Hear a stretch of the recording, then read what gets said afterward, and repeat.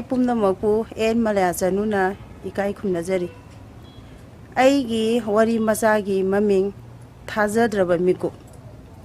ibem nungsi wakhal tadaba makai mamit uisinduna lairambadagi mamit tapna pangthorei tapna mamit ani duna lei duna yanglei kari no amukta udriba posak mayam ama ubaduda ingangai makhutta natonda thinjinduna thamliba mari marang mayam sina ingau ngawhanduna karino ama khanbagum tawri mahakumna masak khangdaba mi ataisu manak nakpa mafamsingda leibasu ui masa mathanta khalli aina larisibu kadaida none ibem nungsina hipliba phamungdugi phamangda mura ama tharaduna phamungduda makok nga tharaduna uigum karigum mamit usaladuna maunaha amasu phamni maunaha duda munna yengba makhai yenglaga tapna hanglai ibema kanano nangbo maunaha dusu phajana tumthakrabra karino khumlakte ibema nangbune imana hanglise handakti maunaha dusu mamil pangthorakle mahaksu ngahak uiru banara karino ingau ngauna ibem nungsiga michane handakti michana rubodagi mau nahadu atai kana nati haiba khangne ibema gaiden diu ima kaidorage ai leye gaiden diu bu wakhal tadana layuraba manem bokna wa nganglakpa adudadi harau buingam khai laikhidre imana lairisibu layeng sangdara mani kaidorage imana lairibase layeng sangdani ima aina sanupa kaujaruge gaiden liu harauna prap sakhi ibem nungsina mamau nupi atonbi gaiden liuna sakhi ba yengdu lehawi ngai haktangi achikpa tanja asida mahakna kari tawkhibadagi mafamsida lairamlibano haibasi ningsingnanaba hotnari kayam kuina mahak tumnure haiba ningsingbasu ngamlamde onthokpani mamau nupi gaiden liudasu hanghode wakhal mafangni khaluriba gaiden liusu mahaki nupa ibungo macha piklibi macha nupi sahi animuk suribi duduga makhut samnaraduna prap changseminari ibungo machana mamagi makokta tapna nalanu hai ima chaklamde haibagum ibem nungsisu mangak hairami tapna macha nupa ibungo machada hanglei aibu kari tawrabage tawriba matawsibo ibungo machana mamagi mataw adudu khumlai karisu khaluni ima naha nongma imana wantharakpadagi layeng sang asida laklibani pungpha pharabani ngasi nini humnigi matungdadi yumda halagadawbane aibu wantharuraba mathanda sonthagnana sonjai haifet yankhalakpada masu nupi uraktuna nokfet tawraduna makhul tingthoraduna masubu kaurai ibema boboki nakta lao mamagi mataw aduda ibungo machana khamladuna hairi ngai khoi ima hayeng yumda halaga pena pamona suse haujikti nasa soli yadri ibem nungsina koine yenglakpada mahangna luna ningjakhiba macha nupa ahal achauba mamau nupi ahal leima macha nupa yaima koba amasung mamau nupi yaima memcha loinana masusing uraktaba aduda hanglei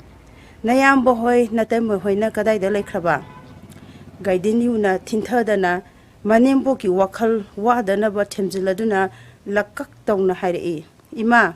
itai hoi ise hoidi yumda hankhre nahan makhai imabu yengsinbiduna lairambani matam kuina loinaraba macha mamausingi pukning wa khanglaba ibem nungsi wa makha tarakhidre ngasidi December tang 18 ningthauka numini layeng sangdagi ibem nungsisu yumda halani doctor na yumda hananaba che chang khudimak khuyek piduna hanana satnanaba thorang tawba loikre ibungo masasu yumda hananaba firol loisinba hotnari gaiden liuna manembo ibem nungsibu masam mana hatpiduna taru tananaba hotnari ibem nungsina layeng sang asida wakhal hek tarakpadagi numit marini mangani asi masanupa atonbaga mamong nupi gaiden liuga nattana mahakidam makanasu uraktri mamong nupi ahalsu mau yaimasu ina khunba sagai chawba hauna lonjat khangba imungi macha masu ngaktani haiduna pamjana haina singna duna luhongkhibani mapa ibungona masagi anabana laikhidaba matungdadi mangau thikraba macha nupa atombasina mama bu nungai hangadawribani haiduna khawpumdagi kabui ningon gaiden luibu purakhibani matamduda ibem nuksina kapkhibado haujiktada kanna ningsinglai maitai-lon khanglamloi wari sanaba yararoi khalamba mahakna hena dum maitai-lon sengna nganglakhi maitai-gi chatnabisu mahakna dum hena khanglamkhi adum oinamak nongmata manembok amani haiduna mangka thaduna mapam lamdamda pubi bagado tawramkhide mayumda chatluraga saja ngojau charugani haibagi garngaida amadi Christmas da kum amatadasu harau tayam saru yahalakhidabani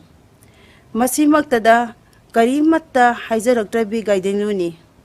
ibem nungsigi wakhalda khalluraga mapukni nungsirakduna mapi matum sinthari illibai ina figi masida mapi taithok padu gaiden liusu uki karigi kablibano ima manemboki masam mana hapirambadu chap lepladuna gaiden liuna hanglakibani karisu tawdeda ibema adumna kapkadaba nati ima anaba phaduna yumda chatlaradabani nokadabani gaiden liugi wafamduda makha tana khumlamdi ibungo machana auto rickshaw adu nekladuna firol amadi atai pugadaba pochei kaya hapsinba loikhre gaiden liuna manembok ibem nungsibu tapna saroduna auto rickshaw kakhatminarle mayum yorokle ibungo machana kuchen chenduna mai okthokle auto rickshaw gi atong mansu pithoklaga thadokre ibem nungsibu mamong nupi gaiden liuna koladuna tapna mangonda kakhalai mangonda leiriba achauba phansang atuda tapna phamthai macha nupa ahal amasung yai magi ka singi thong so lonba ui ibema gaiden liu imungda phamung phanung chemnambadagi chenthoroktuna hanglei ima kari haige nakhoigi Christmas haibudu kayam watli nahan makhaiga manadaba manemboki wahang aduda gaiden liu ingangai chayol amamu watli ima karigi oibirabano handakti aikhoi punna Christmas yawba cholusi nakhoigi garngaidasu imaga chasi handakti ima yamna chaninglakle manemboki inau nauba wafamduda gaiden liudi asaba mitamgum haifam khangdana chap leptuna yengduna lerami imana haibirisibu karino manemboki nahan makhagi manadaba amukta haidabu wafam amma kangthorakpaduda gaiden liuni ingakna makha tarakhibani ibem nuksina mamong nupi gaiden liuda tapna onsinduna hairi imagi ibema imagi nakta law ima wa haige gaiden liusu manemboki manakta tapna changlaktuna makhong sokna khurami khanghodana gaiden liu khonjel thokna kaplakhi ibem nuksisu mamitta pira ihongnana chamjarabi mamaugi makokta nanthabiduna yaifa thaujan pibiri bumna mokpu khumjari